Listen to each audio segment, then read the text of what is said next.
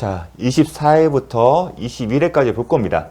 그런데 종전과 달리 제가 발췌한 문제만 살펴볼 겁니다. 그리고 참고로 25회부터 기존과 달리 문제 유형과 난이도가 달라졌어요. 좀 퀄리티가 더 좋아졌습니다. 그러다가 30회를 기점으로 해서 또다시 업그레이드 됐어요. 그래서 이전에는 여러분 나중에 뭐 그럴 일은 없겠지만 보게 되면 문제가 정말 지금의 그 관점에서 봤을 때는 정말 좋은 문제들은 아니었습니다. 자, 그럼 살펴보겠습니다.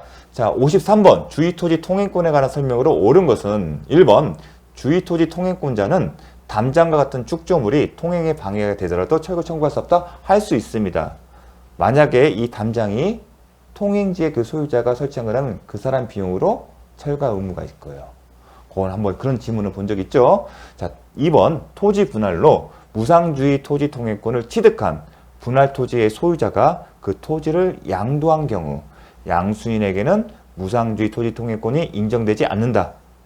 얼마 전에 봤죠. 정말 중요합니다. 토지 분할로. 그 다음에 3번 소유 토지의 용도에 필요한 통로가 이미 있더라도 그 통로를 사용하는 것보다 더 편리하다면 다른 장소 통행 권리 인정되지 그렇진 않다. 단지 사용이 편리하다는 이유로 인정되지는 않습니다.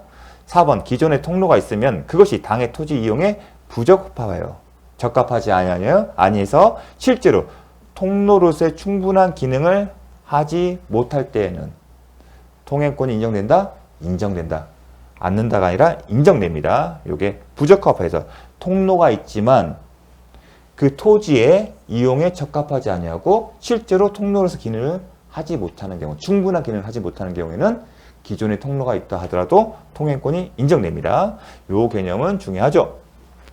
5번 주의토지 통행권은 일단 발생하면 나중에 그 토지에 접하는 공로가 개설되어 인정할 통행권을 인정할 필요가 없어지더라도 소멸하지 않는다? 당연히 소멸한다. 공로가 개설돼서 더 이상 통행권을 인정할 자 요건을 갖추면 당연히 발생하고 만약에 나중에 이를 인정할 필요가 없으면 당연히 소멸합니다. 요것도 중요하죠. 자, 55번 갑과 을은 X토지를 각 2분의 1 지분을 가지고 공유하고 있다. 지분에 나오면 제가 했죠. 과반수인지 소수인지 봤는데 2분의 1이면 소수입니다. 소수. 다음 설명 중 틀린 것은 갑의 지분에 관하여 제3자 명의로 원인 무효의 등기가 이뤄진 경우 을은 나머지 공유자인 을은 공유물의 보존행위로 등기를 말소 청구할 수 있다. 자, 직관적으로 보게 되면 맞는 것 같아요. 우리가 그리고 이런 것들이 다 맞다고 배웠어요. 그런데 잘 보세요. 자, 시험에 나올 수 확률이 높습니다. 자, 볼게요. 지금까지 우리가 배웠을 때 이거였어요. 갑과 을이 공유였어요. 공유인데 우리가 배웠던 건 뭐냐면 갑, 을이 공유인데 갑의 단독 명의인 경우에 을은 전부가 아니라 자신의 지분 범위 내에서 말소 등기 청구할 수 있는 거죠. 그게 하나 시험에 나왔던 거고요. 왜냐하면 갑은 자신의 지분 범위 내에서는 실체관계에 부합하기 때문에 을의 지분에 대해서만 말소 등기가 가능합니다. 전부가 아니라. 하지만 제3자가 3자 명의의 단독의 경우에는 보존행위를 이유로 해서 보존행위를 근거로 해서 갑이나 또는 을은 보존행위를 근거로 해서 뭘 할 수 있다? 말소, 전부에 대해서 말소 등기를 청구할 수 있다. 이렇게 배웠어요. 지금까지 배웠던 게 우리 시험에 나왔던 게 이거였어요. 갑이 공유자 1인의 단독 명의일 때 전부냐 아니면 나머지 지분이냐 그게 나왔어요. 근데 지금 뭐죠? 이 둘의 케이스가 아니라 이 둘 중 어떻게 됐냐? 갑의 지분에 대해서 을로 돼 있는 거예요. 지금 병의 이 지분만이 원인무인 거예요. 이 경우에 을이 보존행위를 이유로 병의 원인무 등기 말소를 청구할 수 있냐 이거예요. 이는 다른 교과서나 이런 데 보게 되면 다른 공유자의 지분권을 확인하는 거거든요. 그 논리, 그 설명의 전제는 뭐냐면, 자, 이 경우에 을이 자신의 지분을 침해당했습니까? 침해 안 당했잖아요. 그런데 이 경우는요, 갑의 단독 명의에서는 을의 지분이 침해됐어요. 그렇죠. 단독 명의가 갑을의 공유인데 갑의 단독 명의 있으면 을의 지분을 침해당하는 거죠. 이 경우는요, 이 경우도 을의 지분을 침해당한 거예요. 반면에 이 경우는요, 자신의 지분을 침해당한 경우가 아닙니다.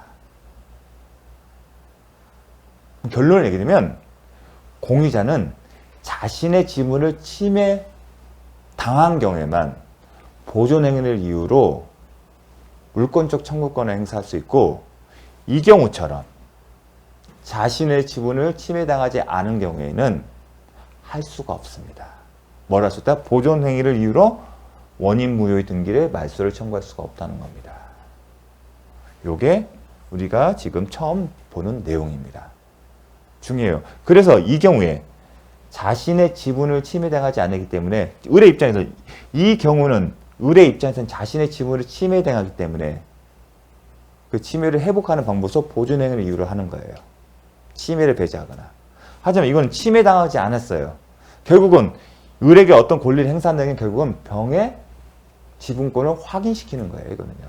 그런데 교과서에 보면 다른 공유자의 지분권을 확인하는 것은 보존행위로서 할 수 없다. 그런 표현이 있어요. 근데 결국 이런 내용이에요.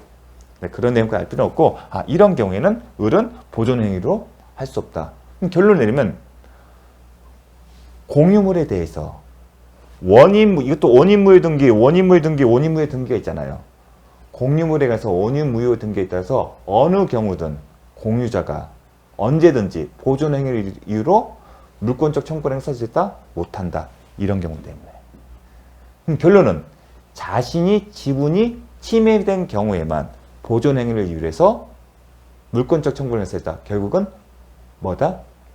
보존행위를 이유로 말소 등기 청구를 할 수 있다. 그걸 기억하십시오. 그걸 묻는 겁니다. 근데 왜 강조를 하냐면 2023년에 그 이후로 이게 출제된 바는 없어요. 근데 2023년에 이 내용이 관련된 게 판례가 있습니다. 그래서 다시 한번 이게 나올 확률이 있습니다. 그래서 결론부터 얘기하면 공유물에 가서 원인 무효 등기가 있다서 언제든지 공유자가 보존행위로서 말소를 구할 수 있는 경우가 있고, 어느 경우에 자신의 지분이 침해된 경우에 한해서만 보존행위를 이유로 말소를 구할 수 있다. 그래서 원인 무효 등기가 특정 공유자 지분에만 한정을 마치지 않은 이게 뭐냐면 자신의 지분이 침해되지 않았다는 거예요. 요 경우예요.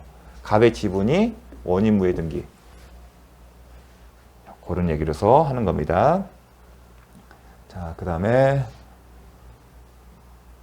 볼게요. 자, 2번.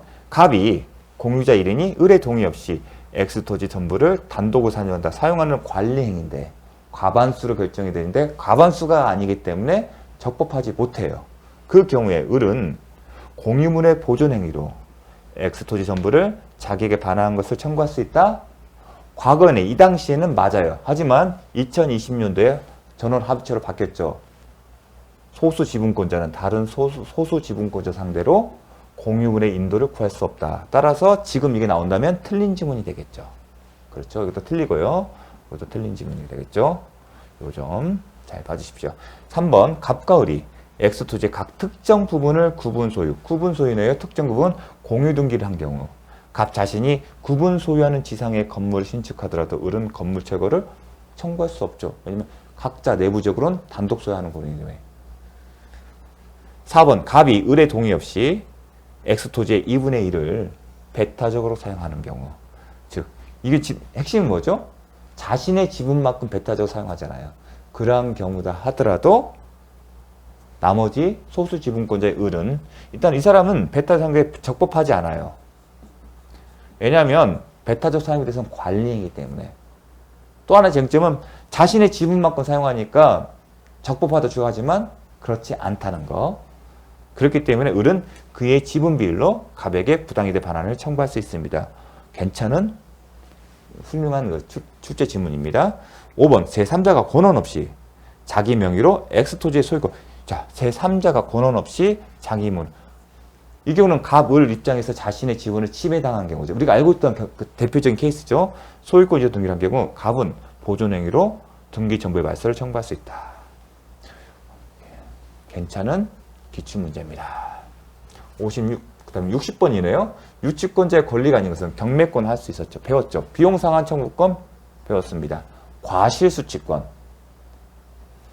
유치권자는 유치물의 과실을 수취하여 다른 채권보다 먼저 변제 충당할 수 있다. 이게 과실수취권이다. 근데 그 과실이 금전이 아닌 때는 뭐 한다?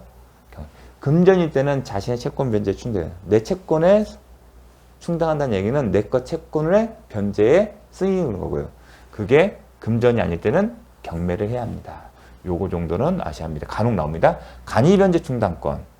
정당한 이유 때는 유치권자는 감정인의 평가에 의하여 유치물로 직접 변제, 물건으로 변제 충당할 수 있습니다. 이 경우 이게 간이변제 충당권. 용어 정도만 아시면 됩니다. 다음에 5번이 답인데 타담보 제공 청구권. 이거는 어느 경우냐면 저당권의 경우입니다. 저당권자는 일정한 요건을 치면 저당권 손자에게 다른 담보 제공을 청구할 수 있지만 유치권자에게는 그런 권리가 없고 오히려 반대로 이런 거예요. 채무자가 상당한 담보를 제공하고 유치권의 소멸을 청구할 수 있다. 하지만 유치권자가 채무자에게 다른 담보를 제공해 달라고 그 얘기는 못한다는 겁니다. 요거 정도는 개념적으로 알고 계십시오. 다음 계약 해제에 관한 설명으로 틀린 것은 계약을 해제하면 처음부터 소급하냐. 소급한다는 얘기는 처음부터 없었던 것으로 된 겁니다.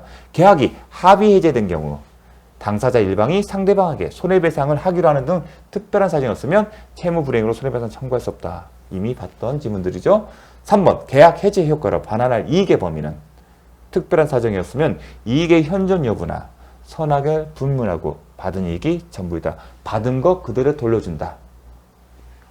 이게 741조 이하의 부당이득 반환의 특별 규정이다. 원상회복 의무는. 741조에는 이익이 현존하는 때는 아니면 선악에 따라서 달라져요.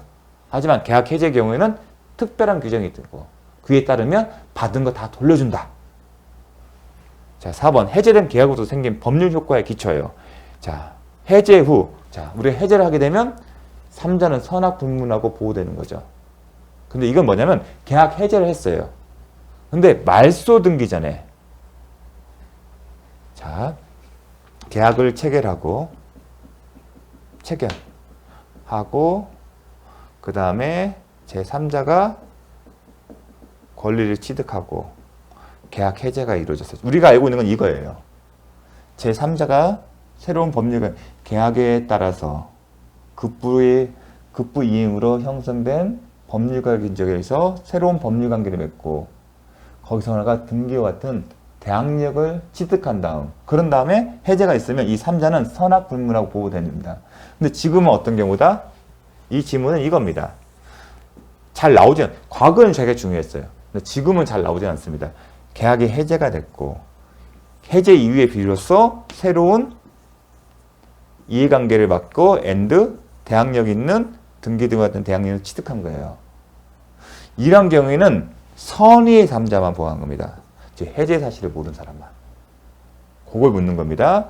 해제 후 말소 등기 전에 양립할 수 없는 새로운 이해관계를 맺은 3자는 양립할 수 없는 새로운 이해관계가 뭐냐면 대항력을 취득했다는 겁니다. 그런 경우는 선악 불문하고 아니라 선의의 경우에만 보호를 받습니다. 선의인 경우에만 영향을 받지 않는다.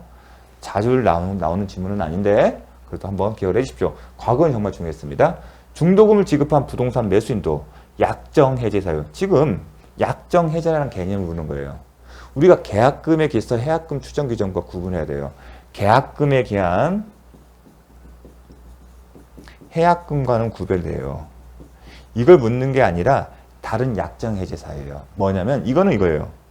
당사자 일방 이행이 착수하기 전에 매도인은 배액을 상환하고 매수인은 포기하고 하는 거고 약정 해제는 계약 체결에 이런 사유가 생기면 임의로 해제할 수 있다. 그럼 별도의 해제 사유예요. 이런 거예요. 또 하나. 매매계약 체결해서 매수인이 건축에 필요한 허가를 절차를 진행하는데 만약에 건축 허가가 불가당한 판정을 받게 되면 매수인은 계약을 해지할 수 있다. 그런 게 약정해제입니다. 따라서 그것은 중도금을 지급하도록 언제든 하는 겁니다. 그러니까 우리가 지금까지 이런 것들은 계약금과 관련해서 계속 문제가 나오니까 함정을 판 거예요. 근데 약정, 계약금의 기초에서 해제를 하는 게 아니라 계약금이 아닌 약정 해제수가 별도 있는 겁니다. 예를 들면 이런 개념들. 약정 해제수가 발생하면 계약 해제할 수 있다. 요거는 함정이에요. 지급한. 중도금 지급한 이거는 계약금에 기초했을 때 나올 수 있는 쟁점인 겁니다. 다음. 자, 71번. 경매를 통해 경매는 항상 이렇게 동그라미 쳐야겠죠. 강조를 해야겠죠. 통해 X 건물을 매수한 갑은 매각 대금을 완납하죠. 그럼 감해하죠. 아직 소유권을 취득했다 못했다. 취득 못했다. 아직 소유권을 취득하지 못하고 X 건물을 자, 갑은 을소에 임약 교환 계약을 했대요. 교환 계약을 하는데 을은 임야를, 갑은 건물이에요. 우리가 배웠죠. 교환 계약. 그런데 쟁점이 뭐예요? 아직 갑의 소유가 아니에요. 자신의 소유가 아닌 부동산에 대해서도 교환 계약이 가능하냐가 쟁점이에요. 그런데 우리가 이런 게 언제 배웠죠? 자신의 소유가 물건이 아닌 것을 언제 우리가 언급했죠? 매매 계약은 가능하잖아요. 타인 권리 매매. 그런데 매매에 관한 규정은 어느 규정이 준용되죠? 유상계약에도 준용이 돼요. 그럼 교환계약은 유상계약. 따라서 타인 권리의 목적에 대해서도 교환계약은 가능하다. 그걸 묻는 겁니다. 유효하게 성립한다는 만만치 않은 질문입니다. 그래서 타인 권리 매매를 똑같이 생각하시면 됩니다. 달리 취급할 이유가 없어요. 교환계약도. 이 사람이 이 목적물의 소유권을 취득해서 넘겨주면 되기 때문에 그러니까 타인 권리 매매처럼 유효하다. 그렇게 기억하십시오. 갑이 을에게 X 건물의 소유권을 이전할 수 없는 경우 지금 타인 권리 매매를 생각하시면 돼요. 왜냐하면 유상계약이고 그 경우에는 매매 담보 책임이 적용된다. 제겠죠. 교환계약하면 동시행관계, 이연부담, 담보 책임이 적용된다 생각하시라고요. 그걸 묻는 겁니다. 갑이 을에게 X 건물 소유권 이전할 수 없는 경우 타인 권리 매매인데 갑이 건물의 소유권을 취득하여 넘길 수 없다. 그럼 담보 책임 어떤 게 있죠? 타인 권리 전문. 타인의 권리 매매의 전부가 타인 권리인 경우에는 선악 불문을 해제할 수 있고 그 다음에 손해배상료는 선의인 경우에만 손배 청구할 수 있다. 선의의 을은 손해배상 청구할 수 있다. 그걸 묻는 거잖아요. 쉽지가 않습니다. 해설을 들으면 설명을 들으면 쉬운 것 같지만 이게 담보 책임을 묻는 거구나. 타인 권리 매매 관한. 타인 권리 담보 책임은 선악 불문하고 해제할 수 있고 다만 손해배상 청구는 선의예요. 건전의 손손 두 문자. 그 다음에 제척기간 적용되지 않고요.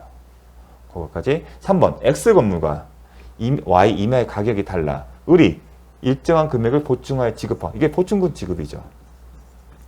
약정한 때는 매매계약을 성립한다. 이게 뭐냐면 보충금을 지급하게 되면 이 교환계약이 성격이 매매계약으로 바뀐다. 그 얘기인데 그렇지가 않다. 보충금 지급이 있다 하더라도 여전히 이 계약은 교환계약이다. 그걸 묻는 겁니다. 4번 매각대금을 완납한 갑이 그럼 소유권 취득한 거예요. 을에게 건물의 소유권을 이전한 경우 건물에 하자야 돼요? 담보 책임을 진다. 그렇죠. 교환계약에서 담보 책임 적용된다. 그걸 묻는 거고요. 5번 을이 시가보다 높은 가액을 Y 이마의 시가로 고지한 때도 특별한 사정이 없으면 기망행위 되지 않기 때문에 취소할 수 없다. 사기를 이루쳐서 이렇다 하더라도 시가에 대해서 높은 가액으로 시가보다 높은 가액을 고지했다 하더라도 기망행위에 해당되지 않고 그렇기 때문에 사기를 이루 취소하지 못한다. 잘 기억을 해주십시오. 자, 잠시 쉬었다가 23회부터 보도록 하겠습니다.